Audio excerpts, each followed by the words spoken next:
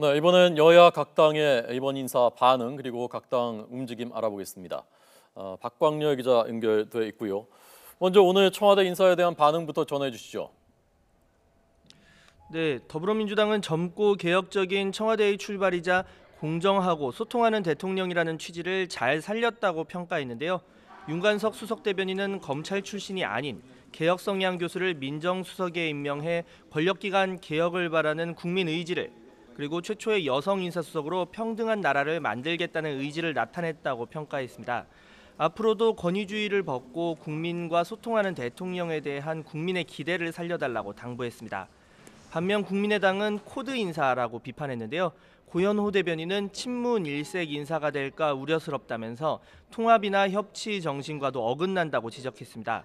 정권이 새로 시작된 만큼 그래도 전국을 잘 이끌어가기를 바란다는 기대 반, 우려 반의 입장을 보였습니다. 바른정당과 정의당은 국정 철학 이행을 위한 의지가 보인다면서 긍정적으로 해석했는데요. 오신환 바른정당 대변인은 비검찰 출신 민정수석의 인사 배경에는 검찰개혁 의지가 담긴 것으로 해석되고, 여성 인사수석 발탁으로는 앞으로 정부 주요 조직의 인사 구성이 양성평등적으로 이루어질 것이라고 예측할 수 있다고 의미를 평가했습니다. 하지만 노무현 그리고 운동권 인사라는 인사의 공통분모에는 아쉬움을 나타내면서 대결의 정치 또는 패권 정치로 귀결되지 않기를 바란다고 당부했습니다.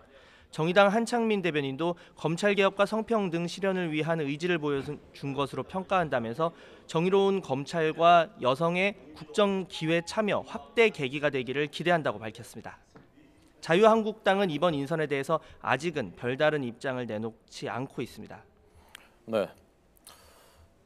임종석 대통령 비서실장이 조금 전 국회로 갔다고요?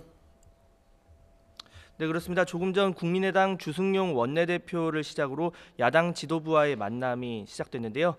여소야대 국면 속 국회와 소통과 협치를 강조하는 움직임으로 평가됩니다. 잠시 뒤에는 더불어민주당 우상호 원내대표, 자유한국당 정우택 당대표 권한대행, 바른정당 주호영 당대표 권한대행 등도 예방합니다. 앞서 정세균 국회의장을 만나서는 집권 초 외교나 안보의 중요성을 언급하면서 국회 협력 없이는 한 발짝도 갈 수 없다고 협조를 당부했는데요. 어제 자유한국당이 대통령 비서실장의 운동권 출신이자 개성공단 추진자를 선임하는 것에 국민의 우려가 크다고 비판한 만큼 잠시 뒤 어떤 대화가 오갈지 관심이 쏠립니다. 이것 먼저 전해드리고 그다음 야당 소식 전해드리고 김순환 검찰총장이 사의를 밝혔다는 소식 또 자세하게 취재기자에게 듣겠습니다. 자, 우선 다시 민주당 소식부터요. 전해 주시죠. 네, 지금 당내에서 여소야대 정국 속 협치를 강조하는 목소리가 어느 때보다 큰데요. 그러다 보니 민주당 일부에서는 야당 측 인사의 입각도 가능하지 않겠느냐 이런 의견도 나오고 있습니다.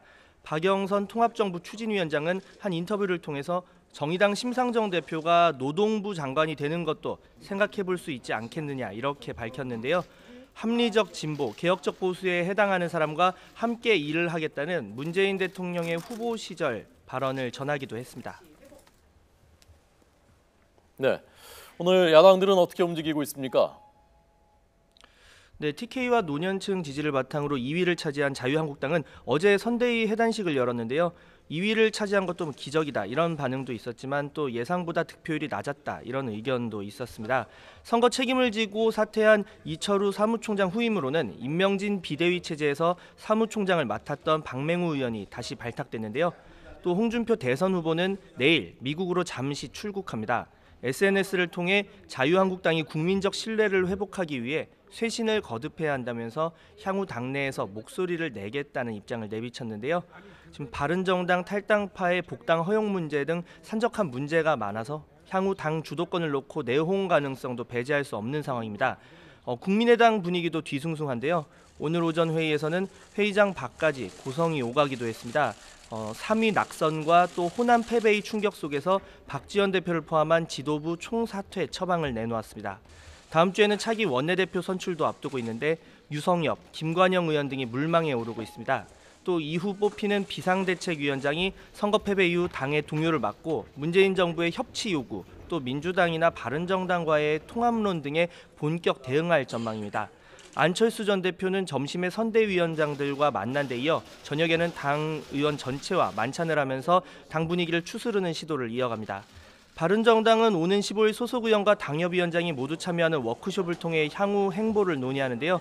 이번 대선에서 6.8% 지지를 받으면서 지지율이 다소 아쉽다는 지적도 있고, 또 반면 득표 상당수가 젊은 층이고 특정 지역이 아닌 고르게 표를 받았다는 호평도 있었습니다. 어제 선대위 해단식에서 유승민 대선 후보는 자신은 당분간 백의종군하면서 당과 끝까지 함께하겠다고 개혁 보수의 길에 대한 의지를 밝혔는데요. 다만 대선을 거치면서 원내 20석의 미니 정당으로 줄어들어 앞으로 국민의당 등과 일정 부분 협력이 필요할 것으로 안팎에서 전망하고 있습니다. 정의당은 오는 15일 심상정 대표가 당무에 복귀합니다. 이번 대선에서 진보 후보 사상 최대 득표율을 받은 것에 의미를 부여하고 있는데요. 대선 과정에서 문재인 대통령의 왼쪽에 힘을 실어달라고 국민에 호소한 만큼 향후 전국에서 과감한 개혁을 위한 목소리를 낼 것으로 보입니다. 지금까지 국회에서 YTN 박광렬입니다.